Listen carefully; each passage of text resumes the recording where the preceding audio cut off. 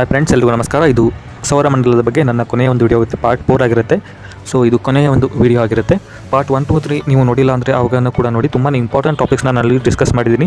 ಅದು ಭೂಮಿಯ ಉಗಮ ಆಗಿರ್ಬೋದು ಅಥವಾ ಸೌರಮಂಡಲದ ಉಗಮ ಆಗಿರ್ಬೋದು. ಸೊ ತುಂಬಾ ಇಂಪಾರ್ಟೆಂಟ್ ಟಾಪಿಕ್ಸ್ನ ನಾನು ಅಲ್ಲಿ ಡಿಸ್ಕಸ್ ಮಾಡಿದ್ದೀನಿ. ದಯವಿಟ್ಟು ಅದನ್ನು ನೋಡಿ. ಹಾಗೆ ಪಾರ್ಟ್ 4ಅಲ್ಲಿ ನಾವು ಪ್ರಪ್ರಥಮವಾಗಿ ನಮ್ಮ ಆಕಾಶಗಂಗೆ ಎಂಬ ಬ್ರಹ್ಮಾಂಡದಲ್ಲಿ ಇದರ ಸಾರಾಂಶವನ್ನು ತಿಳ್ಕೊಳ್ಳೋಣ.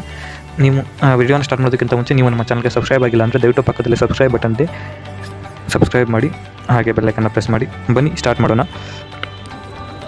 ಸೌರಮಂಡಲವು ಕ್ಷೀರಪಥ ಅಥವಾ ಆಕಾಶಗಂಗೆ ಎಂಬ ಬ್ರಹ್ಮಾಂಡದಲ್ಲಿ ಉಪಸ್ಥಿತವಿರುವ ಒಂದು ನಕ್ಷತ್ರ ಕುಟುಂಬ ವ್ಯವಸ್ಥೆ ವ್ಯವಸ್ಥೆಯ ಸುರುಳಿಯಾಗಿದೆ. ಬ್ರಹ್ಮಾಂಡವಾದ 200 ಬಿಲಿಯನ್ ನಕ್ಷತ್ರಗಳು ಹೊಂದಿರುವ 1 ಲಕ್ಷ ಜ್ಯೋತಿರ್ವರ್ಷಗಳ ವ್ಯಾಸದ ಕ್ಷೀರಪಥದಲ್ಲಿ ನಮ್ಮ ಸೌರವ್ಯೂಹವು ಇದೆ. ಸೂರ್ಯನ ಕ್ಷೀರಪಥದ ಹೊರ ಸುರುಳಿ ಓರಿಯನ್ ಸಿಗ್ನಿನ್ ಎನ್ನುವ ಒಂದು ತೋಳಿನಲ್ಲಿ ವಾಸಿಸುತ್ತಿದ್ದಾನೆ. ಸೂರ್ಯ ಗ್ಯಾಲಕ್ಸಿಯ ಕೇಂದ್ರದಿಂದ ಸುಮಾರು 25,000ರಿಂದ 28,000 ಜ್ಯೋತಿರ್ವರ್ಷಗಳ ನಡುವಿನ ದೂರದಲ್ಲಿ ಇದೆ. ಸೂರ್ಯನ ಕ್ಷೀರಪಥದ ಒಳಗೆ ಅದರ ಕೇಂದ್ರವನ್ನು ಪರಿಭ್ರಮಣ ಮಾಡುವ ವೇಗ ಸುಮಾರು 220 km/s. ಆದ್ದರಿಂದ ಸೂರ್ಯನು ಕ್ಷೀರಪಥದ ಕ್ರಾಂತಿಪಥದ ಒಂದು ಪರಿಭ್ರಮಣೆಯನ್ನು ಪೂರ್ಣಗೊಳಿಸಲು 22.5 ವರ್ಷದಿಂದ 25 ಕೋಟಿ ವರ್ಷಗಳನ್ನು ತೆಗೆದುಕೊಳ್ತಾನೆ. ಈ ಒಂದು ಕ್ರಾಂತಿಯನ್ನು ಅಥವಾ ಕ್ರಾಂತಿ ವೃತ್ತವನ್ನು ಕ್ರಾಂತಿ ವೃತ್ತ ಅಥವಾ ಚಲನೆಯನ್ನು ಸೌರವ್ಯೂಹದ ಗ್ಯಾಲಕ್ಸಿ ವರ್ಷ ಎಂದು ಕರೆಯಲಾಗುತ್ತದೆ. ಸೂರ್ಯನ ಪಥದ ದಿಕ್ಕು ಅಂತರ ತಾರಾ ಸ್ಪೇಸ್ ಮೂಲಕ ಹರ್ಕ್ಯುಲಸ್ ನಕ್ಷತ್ರ ಪುಂಜದ ಪ್ರಕಾಶಮಾನವಾದ ನಕ್ಷತ್ರ ವೇಗಾ ಸಮೀಪದಲ್ಲಿದೆ. ಸೂರ್ಯನ ಪರಿಭ್ರಮಣ ಕಕ್ಷೆಯ ತಲ ಗ್ಯಾಲಕ್ಸಿ ಸಮತಲಕ್ಕೆ ಸುಮಾರು 60 ಡಿಗ್ರಿ ಕೋನದಲ್ಲಿದೆ. ಕ್ಷೀರಪಥದಲ್ಲಿ ಸೌರವ್ಯೂಹವಿರುವ ಸ್ಥಳ ಭೂಮಿಯ ಮೇಲೆ ಜೀವದ ವಿಕಾಸವಾಗಲು ಪ್ರಮುಖ ಅಂಶವಾಗಿದೆ. ಅದರ ಕಕ್ಷೆ ವೃತ್ತಾಕಾರದ ಹತ್ತಿರವಿದೆ ಮತ್ತು ಸೂರ್ಯನ ಬಳಿಯ ಸುರುಳಿ ಭುಜದ ಕಕ್ಷೆಗಳು ಸರಿಸುಮಾರಾಗಿ ಒಂದೇ ವೇಗದಲ್ಲಿವೆ. ಸೂರ್ಯನಿಂದ 10 ಜ್ಯೋತಿರ್ವರ್ಷಗಳ ದೂರದ ಒಳಗೆ ಕೆಲವು ನಕ್ಷತ್ರಗಳಿವೆ. ಹತ್ತಿರದ ತ್ರಿವಳಿ ತಾರಾ ವ್ಯವಸ್ಥೆ ಆಲ್ಫಾ ಸೆಂಟುರಿ ಸುಮಾರು 4.4 ಜ್ಯೋತಿರ್ವರ್ಷಗಳ ದೂರದಲ್ಲಿದೆ. ಆಲ್ಫಾ ಸೆಂಟುರಿ ಎ ಹಾಗೂ ಬಿ ಸೂರ್ಯನ ತರಹದ ನಕ್ಷತ್ರಗಳು. ಅವು ನಿಕಟ ಜೋಡಿಯಾಗಿವೆ. ಸಣ್ಣ ಕೆಲವು ಕುಬ್ಜ ಪ್ರಾಕ್ಸಿಮಾ ಸೆಂಟುರಿ 0.2 ಜ್ಯೋತಿರ್ವರ್ಷಗಳ ದೂರದಲ್ಲಿವೆ. ಈ ಜೋಡಿಯನ್ನು ಪರಿಭ್ರಮಿಸುತ್ತಿವೆ. ಸೂರ್ಯನಿಗೆ ನಂತರದ ಹತ್ತಿರದ ನಕ್ಷತ್ರಗಳು ಕೆಂಪು ಕುಬ್ಜ ಬರ್ನಾರ್ಡ್ ಸ್ಟಾರ್ 5.9 ಜ್ಯೋತಿರ್ವರ್ಷದ ದೂರದಲ್ಲಿ ಇವಿದೆ. ಇವುಗಳು ಊಲ್ಟ್ 359 ಇದು 7.8 ಜ್ಯೋತಿರ್ವರ್ಷ ದೂರದಲ್ಲಿದೆ ಮತ್ತು ಲಾಲಂಡೆ 21185 ಇದು 8.3 ಜ್ಯೋತಿರ್ವರ್ಷ.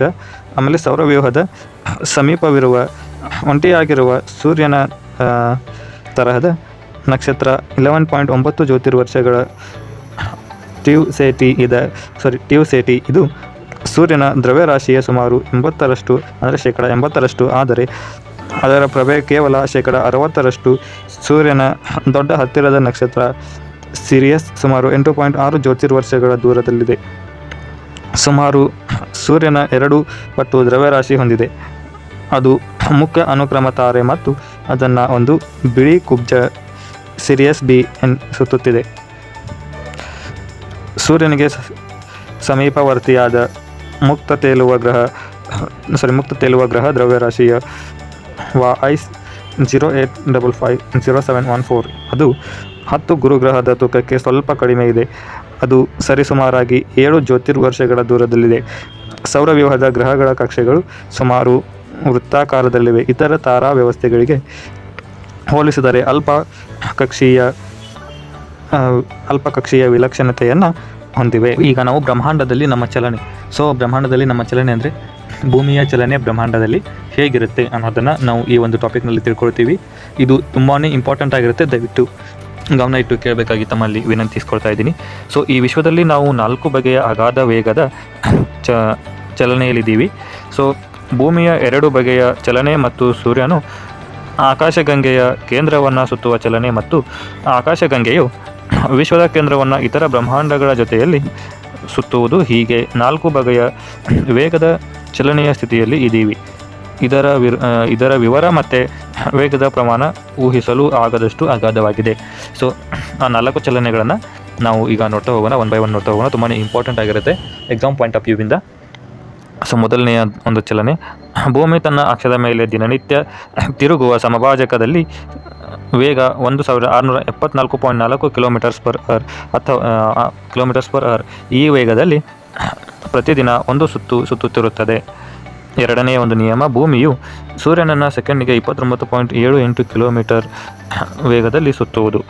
ಭೂಮಿಯು ಸೂರ್ಯನನ್ನು ಸುತ್ತುವ ವೇಗ ಗಂಟೆಗೆ 1,07,200 ಕಿಲೋಮೀಟರ್. ಭೂಮಿಯ ಜೊತೆ ನಾವು ಆ ವೇಗದಲ್ಲಿ ಸುತ್ತುತ್ತಿದ್ದೇವೆ ಅಥವಾ ಚಲಿಸ್ತಾ ಇದ್ದೀವಿ. ಮೂರನೆಯ ಒಂದು ನಿಯಮ, ಸೂರ್ಯನು ಕ್ಷೀರಪಥದ ಒಳಗೆ ಅದರ ಕೇಂದ್ರವನ್ನು ಪರಿಭ್ರಮಣ ಮಾಡುವ ವೇಗ ಸುಮಾರು 220 km/s. ನಾವು ಸೂರ್ಯನ ಮಂಡಲದ ಜೊತೆ ಆಕಾಶಗಂಗೆಯ ಕೇಂದ್ರವನ್ನು ಅದೇ ವೇಗದಲ್ಲಿ ಚಲಿಸುತ್ತಿದ್ದೇವೆ. ಗಂಟೆಗೆ 220 kilometre into 60 second into 60 = 792,000 kilometre. So 4ನೇ ಒಂದು ನಿಯಮ ಬರುತ್ತೆ, ಆಕಾಶಗಂಗೆಯು ವಿಶ್ವದ ಕೇಂದ್ರವನ್ನು ಇತರ ಬ್ರಹ್ಮಾಂಡಗಳ ಜೊತೆಯಲ್ಲಿ ಸುತ್ತುವುದು. ಅದರ ಅಗಾಧ ವೇಗ ನಮಗೂ ಅನ್ವಯಿಸುವುದು. ಸ್ಥಳೀಯ ಗುಂಪಿನ ಬ್ರಹ್ಮಾಂಡಗಳು ಪರಸ್ಪರ ದೂರ ಸರಿಯುವ ವೇಗ ಗಂಟೆಗೆ 34,81,200 ಕಿಲೋಮೀಟರ್. ಮತ್ತು ಇತರ ಬ್ರಹ್ಮಾಂಡಗಳ ಜೊತೆ ಸಾಮೂಹಿಕ ಪ್ರದಕ್ಷಿಣೆ ವೇಗ ಗಂಟೆಗೆ 22,68,000 ಕಿಲೋಮೀಟರ್. ಸುಮಾರು ಅದೇ ವೇಗದಲ್ಲಿ ಇತರ ಬ್ರಹ್ಮಾಂಡಗಳು ಚಲಿಸುತ್ತಿರಬೇಕು ಅಂತ ಹೇಳಲಾಗುತ್ತೆ. ಸೊ ಫ್ರೆಂಡ್ಸ್, ಇಲ್ಲಿಗೆ ನಾನು ಈ ಒಂದು ವಿಡಿಯೋನ ಮುಗಿಸ್ತಾ ಇದ್ದೀನಿ. ಸೊ ಇದು ತುಂಬಾ ಚಿಕ್ಕ ವಿಡಿಯೋ ಆಗಿದ್ದರೂ ಕೂಡ ಸೌರಮಂಡಲದ ಕೊನೆಯ ಒಂದು ವಿಡಿಯೋ ಆಗಿರುತ್ತೆ. ಸೊ ಇಲ್ಲಿಗೆ ಸೌರಮಂಡಲ ಅನ್ನೋ ಟಾಪಿಕ್ನ ನಾನು ಮುಗಿಸ್ತಾ ಇದ್ದೀನಿ. ಸೊ ಮತ್ತೆ ನಾನು ಹಲವಾರು ವಿಷಯಗಳನ್ನು ತೆಗೆದುಕೊಂಡು ಬರ್ತೀನಿ. ಇಂಡಿಯನ್ ಜಾಗ್ರಫಿ, ಫಿಸಿಕಲ್ ಜಾಗ್ರಫಿ, ಆಮೇಲೆ world geography, Karnataka geography, IC, economy, ಹೀಗೆ ಹಲವಾರು ಟಾಪಿಕ್ಗಳಿಂದ ನಾನು ಮುಂದೆ ವೀಡಿಯೋಗಳನ್ನ ಮಾಡ್ತಿರ್ತೀನಿ. ಸೊ ದಯವಿಟ್ಟು ನಮ್ಮ ಒಂದು ಚಾನಲ್ಗೆ ಸಬ್ಸ್ಕ್ರೈಬ್ ಆಗಿ, ಹಾಗೆ ಪಕ್ಕದಲ್ಲಿರೋ ಬೆಲ್ ಐಕನ್ನ ಪ್ರೆಸ್ ಮಾಡಿ, ಹಾಗೂ ವಿಡಿಯೋ ಇಷ್ಟ ಆದರೆ ಲೈಕ್ ಮಾಡಿ, ಮತ್ತು ನಿಮ್ಮ ಫ್ರೆಂಡ್ಸ್ಗೂ ಕೂಡ ಶೇರ್ ಮಾಡಬೇಕು ಅಂತ ನಾನು ರಿಕ್ವೆಸ್ಟ್ ಮಾಡ್ಕೊಳ್ತಾ ಇದ್ದೀನಿ. ಸೊ ನಾವು ಮತ್ತೆ ಮುಂದಿನ ವೀಡಿಯೋದಲ್ಲಿ ಸಿಗೋಣ. ಅಲ್ಲಿವರೆಗೂ ಬಾಯ್.